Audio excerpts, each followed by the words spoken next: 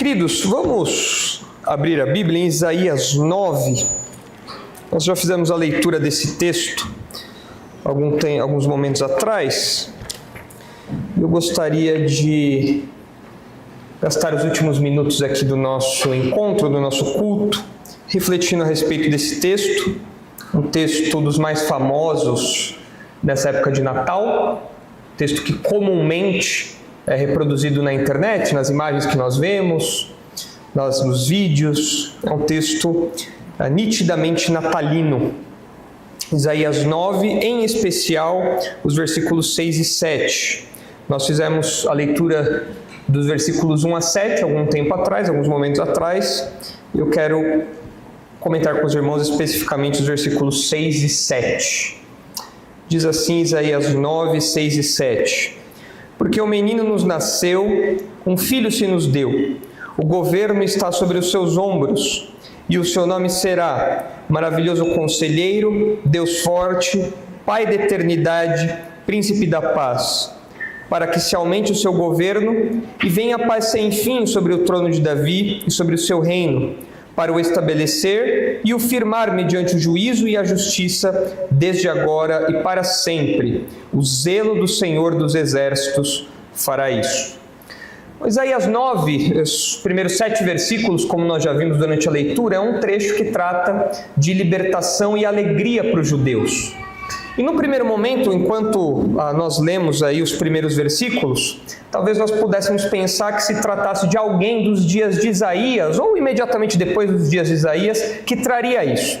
Talvez um descendente de Davi, ali próximo de Isaías, algum rei, alguém que poderia levar a nação para uma outra direção.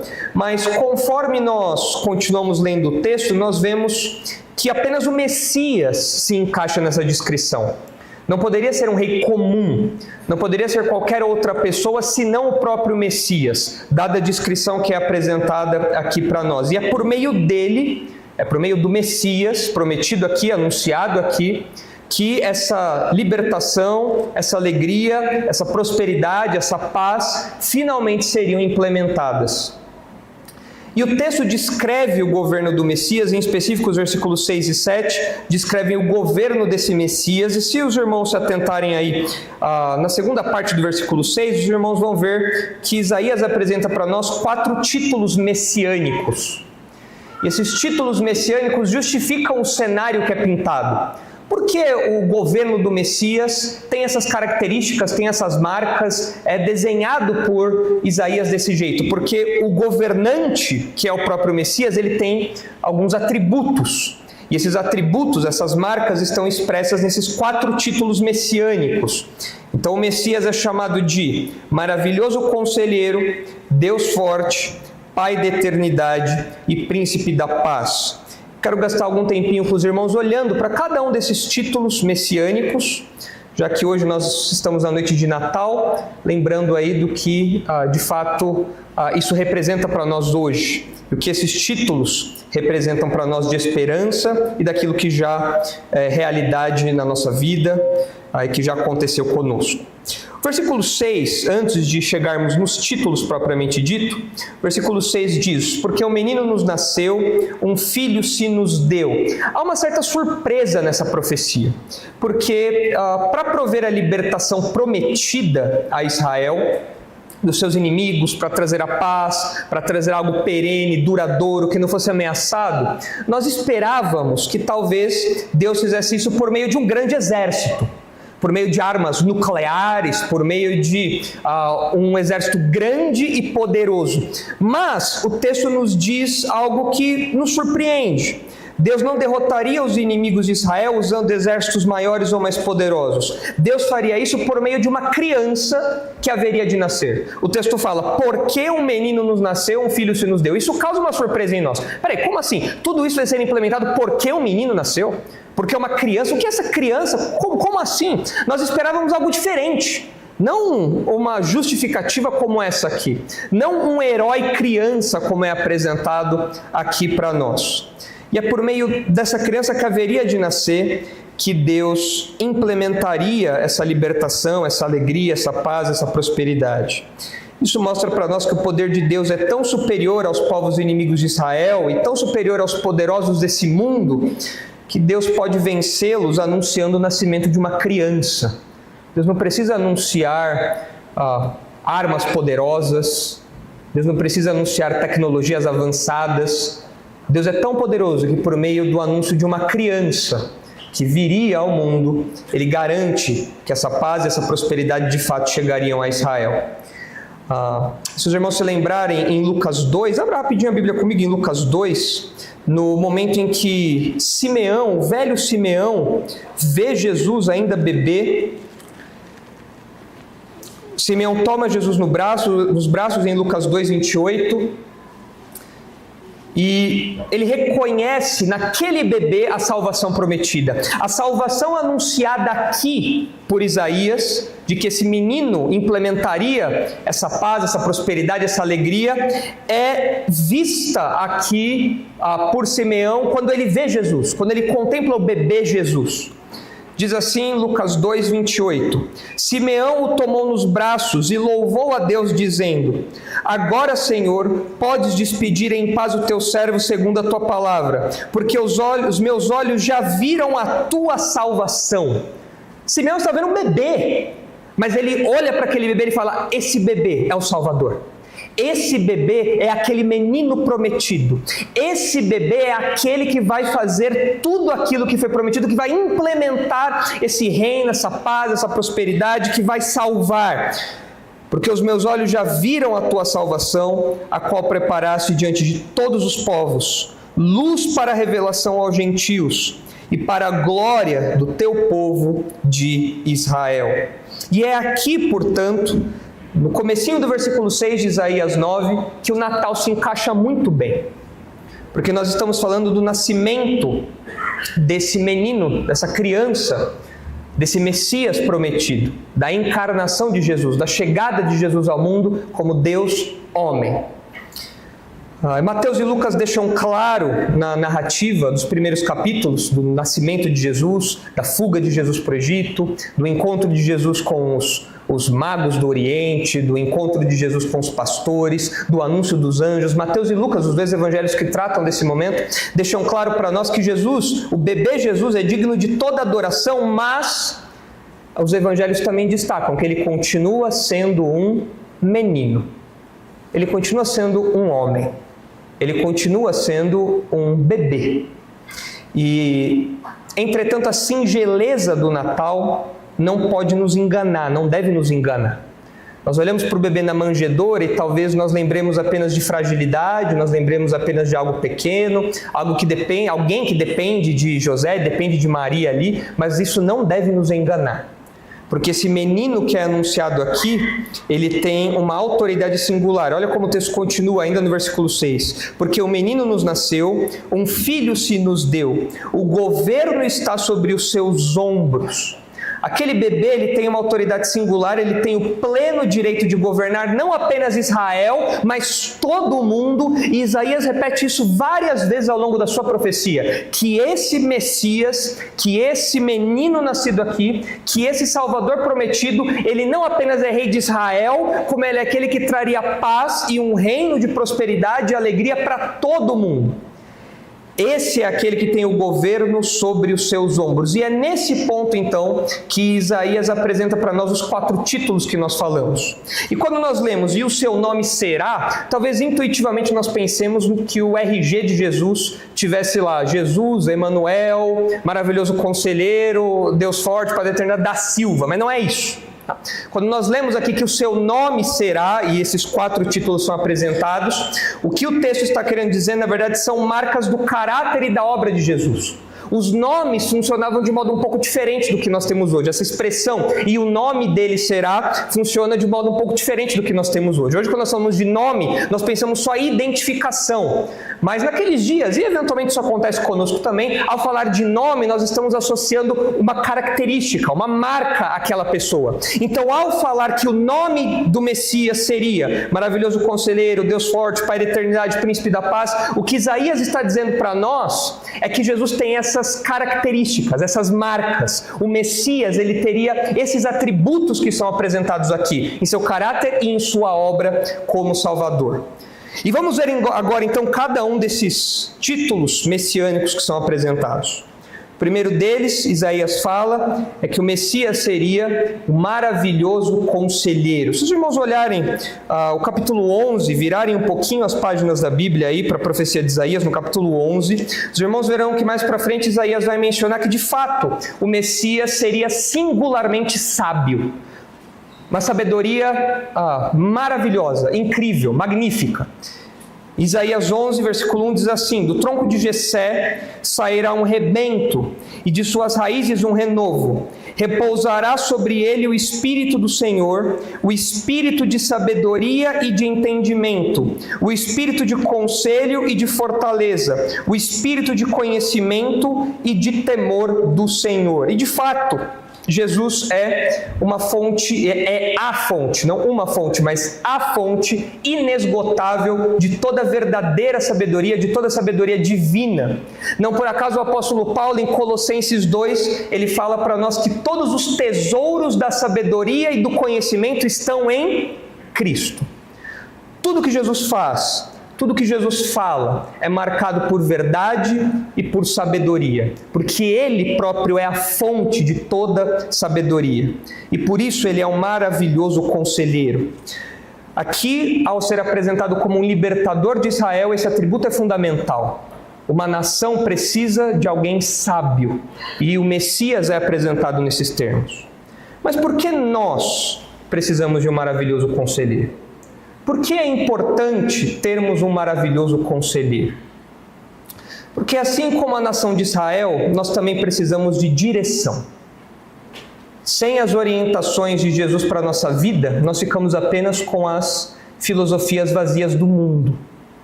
Sem as diretrizes, sem o caminho apontado por Jesus, nos resta o que o mundo tem a oferecer. E o Natal é uma data em que tradicionalmente as famílias se reúnem para cearem juntas, terem um tempo de congraçamento, confraternização. E se você tem familiares incrédulos, você já deve ter passado pela experiência de colocar o papo em dia com seus parentes. E talvez parentes que você não tenha visto o ano todo. E chegou a oportunidade de finalmente vocês comerem um arroz com uva passa, espero que não, mas sem uva passa, por favor, e colocarem o papo em dia. E durante a conversa, ele fala como foi o ano dele, as coisas que ele fez, os projetos para o ano seguinte. E conforme ele vai falando, conforme nós vamos ouvindo as pessoas falando, você já deve ter percebido o quão perdidas e sem rumo essas pessoas estão na vida. Tentando implementar medidas, ideias, colocar em prática filosofias, esperando obter algum tipo de sucesso, esperando obter algum tipo de realização, esperando obter algum tipo de resultado diferente de todas as tragédias que aconteceram nesse ano, justamente por terem seguido ideias distantes da palavra de Deus. Mas você ouve aquilo e as pessoas falam isso com esperança. Não, esse ano vai ser diferente porque agora eu estou seguindo coach tal. Esse ano vai ser diferente porque agora eu estou me inscrevendo em tal coisa, vou fazer um curso assim, assado. Tudo isso com a esperança de que com aquela direção, com aquela diretriz, é ter uma vida diferente. E você olha para aquilo e fala, essa pessoa está perdida, sem rumo, não tem direção. Isso ilustra como nós de fato precisamos de um maravilhoso conselheiro para dizer, vá por aqui, vá por ali, não pise aqui. Nós precisamos que o Senhor Jesus nos dirija, e o seu ministério como Messias envolve essa direção, esse conselho. Mas há um segundo título, além de maravilhoso conselheiro, Isaías diz para nós que o Messias também é Deus forte. E esse título é muito bonito porque remete a um Deus que luta pelo seu povo. É um título que mostra alguém valente e poderoso. Se os irmãos olharem depois em casa com calma o Salmo 24, os irmãos verão que o Salmo 24 é um salmo que destaca a realeza de Deus. E no versículo 8, o Salmo 24 diz, quem é o Rei da Glória? O Senhor forte e poderoso, o Senhor poderoso nas batalhas. Essa expressãozinha, poderoso nas batalhas, é o título que aparece aqui. Deus forte, Deus poderoso, um Deus valente, um Deus que vai à frente do seu povo, um Deus que luta as batalhas do seu povo, um Deus que é forte, como as nossas traduções dizem. E por que é importante nós termos um Deus forte? Por que nós precisamos de um Deus forte? Porque assim como Israel, nós também temos desafios e inimigos a serem enfrentados e nós somos fracos. Nós não somos fortes. Deus é forte. Nós somos fracos. Nós somos frágeis. Nós somos incapazes. Nós somos pequenos. Diariamente nós percebemos e somos alvos das investidas dos homens maus em vários campos, atentando contra a nossa vida, atentando contra a nossa reputação, atentando contra o nosso emprego. Todos os dias, os homens maus, os homens sanguinários, como a Bíblia fala diversas vezes, investem contra nós. E nós não conseguimos nos defender com o nosso próprio braço. Nós precisamos de um Deus forte para nos proteger. O próprio Senhor Jesus, quando experimentou essas investidas do mal enquanto bebê, durante o tempo em que precisou fugir para o Egito por causa do infanticídio ordenado por Herodes. Mas Deus protegeu Jesus enviando para o Egito, coordenando José e Maria para que fugissem para lá, até que Herodes finalmente morresse e o bebê Jesus com sua família pudesse retornar para a região de Israel. E do mesmo modo nós temos um Deus forte que também se coloca na nossa frente como um escudo, que nos protege das investidas, de males que muitas vezes nós nem imaginamos, de males que muitas vezes nem passam pela nossa cabeça. Nós temos um Deus forte que vai adiante de nós e que nos protege, que nos livra desses males. Mas além dos perigos externos que justificam a necessidade de um Deus forte para nos proteger, nós olhamos para dentro de nós e percebemos que também temos inimigos e problemas invencíveis dentro de nós, que nós não conseguimos vencer com o nosso próprio braço. Você não tem a incapacidade e a fraqueza só com quem está fora, contra quem está fora, mas você também é fraco e incapaz de vencer as suas próprias lutas interiores, os inimigos que estão dentro de você, o pecado, a sua inclinação ao pecado e o resultado do pecado, que é a morte. Nós não conseguimos vencer isso, nós não somos fortes para vencer isso, nós somos fracos. E o Natal nos lembra da nossa fraqueza.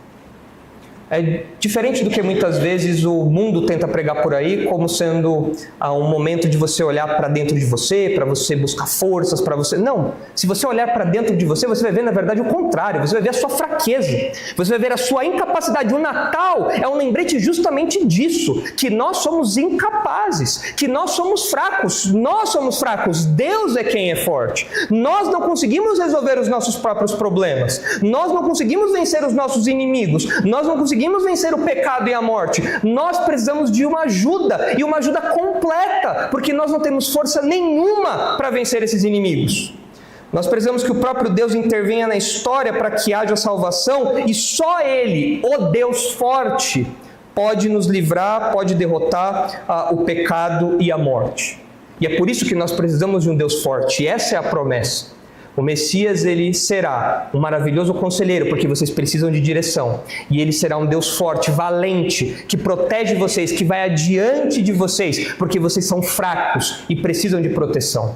Vocês precisam ser guardados e libertos dos inimigos que estão ao redor e, no nosso caso, os inimigos que estão dentro de nós, quando olhamos para o pecado e para os efeitos dele na nossa vida. Mas além de maravilhoso conselheiro e Deus forte, há um terceiro título que os irmãos encontram aí na descrição que Isaías faz. É dito que o Messias também seria chamado, seria marcado, uma marca do Messias, como Pai da Eternidade. Quando nós lemos Pai da Eternidade, talvez intuitivamente nós imaginemos que Isaías esteja falando algo sobre Deus Pai, porque tem aqui, fala sobre Pai, tem a palavra Pai aqui, mas não é isso.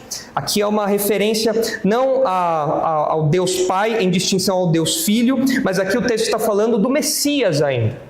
Está colocando o Messias como o pai da eternidade, porque diferente dos reis de Israel, que eram pais da nação apenas, como líderes da nação, que tinham ali as suas limitações, mas eram os líderes ali, o Messias, ele é muito mais do que isso.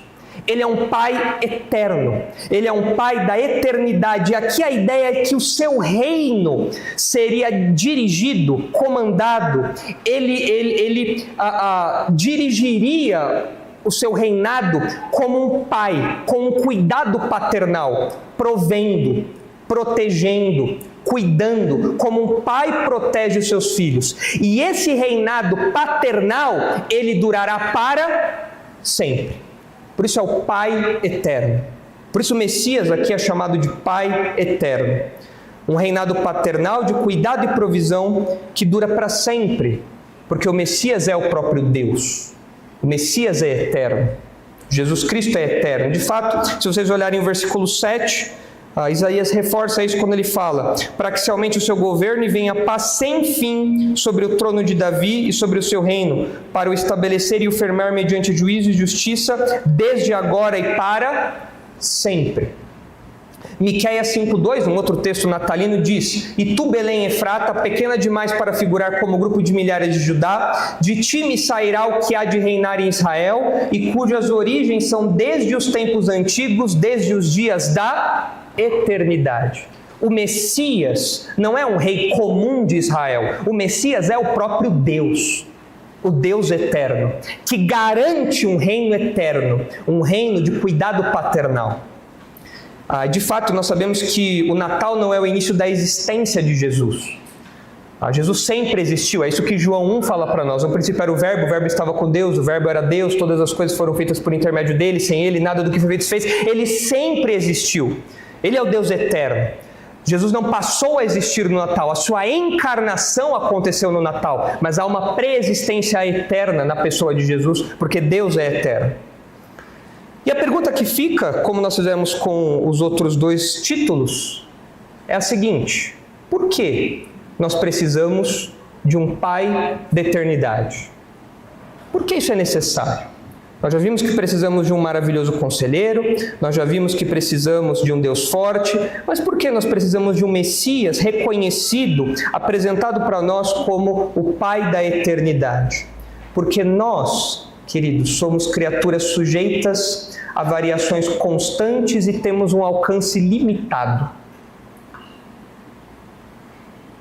Mas por ser eterno, Jesus não está sujeito às variações temporais como nós estamos. Nós envelhecemos, nós enfraquecemos, nós perdemos vigor, nosso cabelo vai caindo, ou vai ficando branco, ou os dois. Nossas forças vão se esvaindo. O texto final de Eclesiastes vai se concretizando na nossa vida e nós vemos a passagem do tempo sobre nós. As mulheres vão ficando cada vez mais desesperadas, Natal após Natal, passando mais coisas na cara para ver se dá para segurar um pouquinho os efeitos do tempo, mas nós sofremos os efeitos do tempo. Nós estamos sujeitos a isso. Mas o Messias é o Pai da eternidade. Jesus não está sujeito às variações temporais, às fragilidades temporais como nós estamos. Por ser perfeito e completo desde agora e para sempre. Os irmãos devem se lembrar de Apocalipse 22, onde Jesus fala: eu sou o alfa e o ômega, o primeiro e último, o princípio e o fim. Ele é eterno e completo. Essa é a ideia de alfa e ômega, completude. Na nossa língua nós falaríamos de A a Z, completo, não falta nada. Isso está associado à eternidade aqui também. Em Hebreus 13:8 nós lemos: Jesus Cristo ontem e hoje é o mesmo e sempre o será para sempre. Ele não muda, nós mudamos. Nós sofremos os efeitos do tempo em amadurecimento, pensamentos e ideias, das circunstâncias e tudo mais. Jesus, não. Por isso que nós precisamos de um Pai da eternidade. E por isso que nós ansiamos esse reino. Mas há um último título que é apresentado para nós e diz que Jesus é o príncipe da paz. O Messias é apresentado aqui como o príncipe da paz. Jesus é um rei reconhecido por implementar uma paz duradoura no universo. Na nossa realidade não existe paz duradoura. Na nossa realidade, a paz duradoura que nós temos é até o próximo conflito surgir. Dura muito pouco. Quando, na verdade, às vezes é uma paz falsa, é uma paz só de aparência, não é uma paz real. Mas o Senhor Jesus é apresentado aqui, o Messias é apresentado aqui como aquele que implementa uma paz duradoura e verdadeira em todo o universo. E por que nós precisamos de um príncipe da paz? Por que nós precisamos daquele que é reconhecido por implementar uma paz duradoura, legítima e que não se esvai como a que nós temos aqui? Justamente porque nós carecemos de paz em diversos níveis. Nós precisamos de paz com Deus. Lucas 2,14 diz, no canto angelical: glória a Deus nas maiores alturas e paz na terra entre os homens a quem Ele quer bem. O anúncio do Natal veio acompanhado do anúncio de paz, porque é isso que nós buscamos, e o próprio Deus falando: eu estou oferecendo paz. Romanos 5,1 fala: justificados, pois, mediante a fé, temos paz para com Deus por meio de nosso Senhor Jesus Cristo. O Natal é um anúncio de paz entre Deus e os homens, porque é por meio do Messias que nós obtemos a paz com Deus. Mas nós precisamos também de paz nas relações interpessoais. E eu não sei os irmãos, mas durante muito tempo nas minhas festas familiares, quando eu era pequeno, tudo que eu via nas festas não era paz. Eu me lembro que quando eu era pequeno, eu tinha meus primos mais velhos, eu adorava ir no final do ano para a casa deles, porque nós ficávamos jogando videogame, jogando jogos de tabuleiro até de madrugada. Isso que as crianças fazem nas férias, né? Hoje os adultos não conseguem ficar até 1 da manhã. Eu mesmo não... Quando o pessoal fala, vamos virar à noite, eu falo, só se for no meu travesseiro. Mas de virar de um lado para o outro. Mas naquela época eu gostava de varar à noite jogando. E meus primos mais velhos, eu era pequeno, e eu lembro que eu gostava muito de jogar um jogo chamado War. Os irmãos conhecem o jogo War, dos conflitos militares, né? Mal sabia eu que os conflitos, na verdade, iam transcender o tabuleiro. E eu me lembro de vezes em que no meio do jogo, eu lá preocupado em querer ganhar o jogo, eu era o caçula, então eu nunca ganhava nada, o primo caçula, eu ansioso por ganhar alguma coisa, do nada meus primos começavam a brigar e viravam o tabuleiro, viravam a mesa com o tabuleiro todo. E eles começavam a brigar e eu falava, poxa, eu só queria ganhar o jogo. E agora eu não lembro onde estavam minhas pecinhas várias. E eles brigando lá, a verdadeira guerra, o verdadeiro conflito, a verdadeira war estava acontecendo ali diante dos meus olhos. Mas tinha tudo, menos paz. E, infelizmente, muitas famílias vivem esses conflitos também. É um martírio, às vezes, na casa do sogro, da sogra, na casa do pai, da mãe, do primo, do tio, da tia, porque você tem um ambiente de conflito, você tem um ambiente onde não existe paz. Por isso que nós precisamos de um príncipe da paz. E nós que somos crentes, nós desfrutamos disso porque nós temos um novo coração, que nos habilita agora a termos relacionamentos marcados por paz, porque o príncipe da paz reina em nossos corações. A nível mundial, nós também precisamos de paz, porque diferente do que muitos pregam hoje, a paz, a verdadeira paz, ela não é alcançada pelas vias que o mundo tem tentado. Não existe sucesso nessas vias de diálogo que o mundo tem tentado. Tanto que a paz no reino messiânico ela vai ser instituída e implementada por meio de um cetro de ferro, não por meio de plebiscitos, não por meio de outras formas de diálogo. Apocalipse 19:15 diz sobre Jesus: sai da sua boca uma espada afiada, para com ela ferir as nações, e ele mesmo as regerá com cetro de ferro, e pessoalmente pisa o lagar do vinho do furor da ira do Deus Todo-Poderoso. Tem no seu manto e na sua coxa um nome escrito: Rei dos Reis e Senhor dos Senhores. É uma figura de um líder bem diferente da figura afeminada que é pintada dos verdadeiros e dos grandes líderes de hoje, que na verdade não lideram coisa nenhuma, não tem o pulso, não tem o cetro de ferro como Jesus vai ter aqui.